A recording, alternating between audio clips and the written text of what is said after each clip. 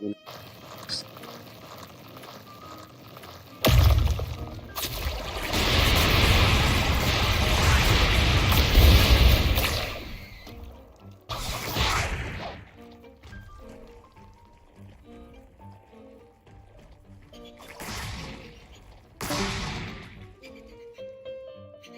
Aaron, I have a different food now. Can I 1v1 you? Can I 1v1 you quickly?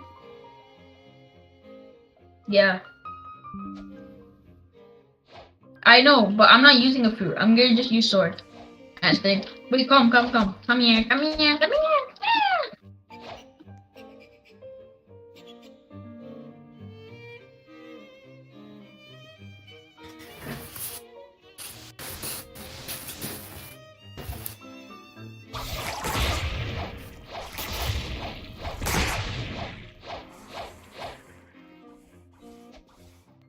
Alan, can I 1v1 you?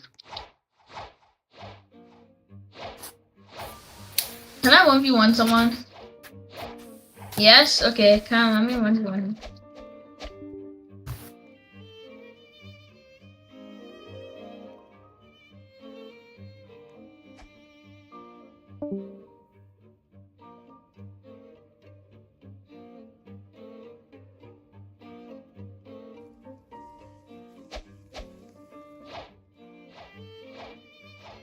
Yo, can I 1v1 someone?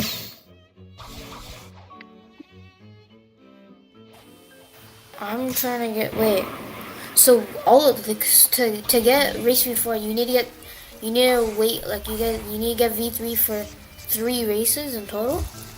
Yeah, V3 for 3 races. Bro, I'm gonna be broke after this. Holy bro.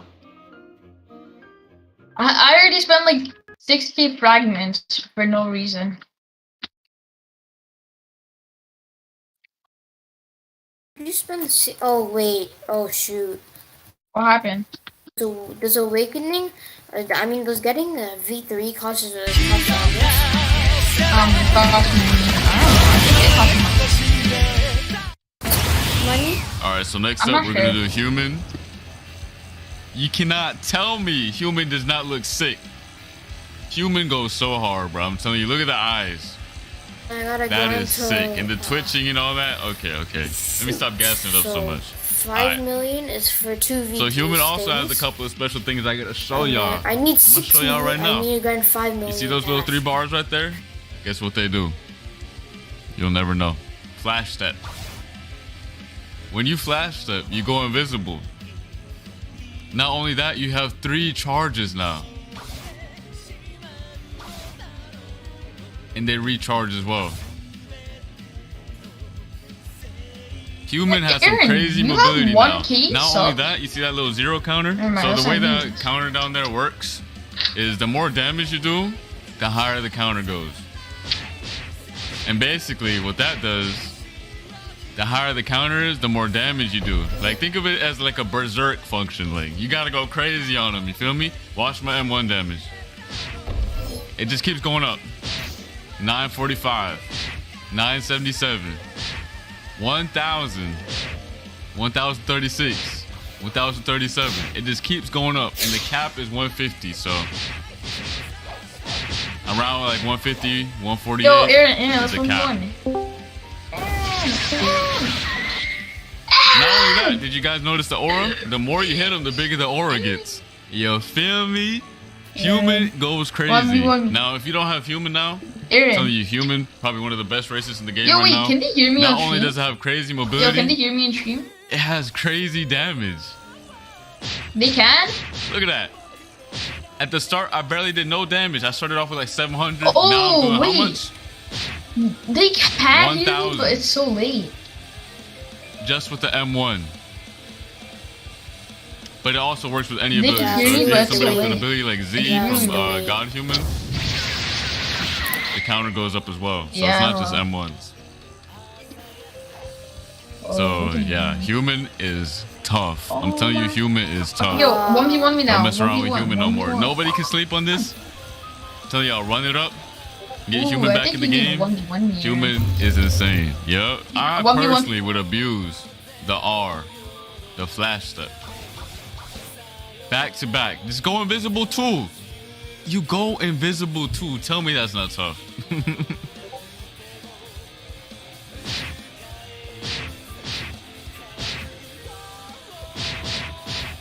Yep, damage is going up.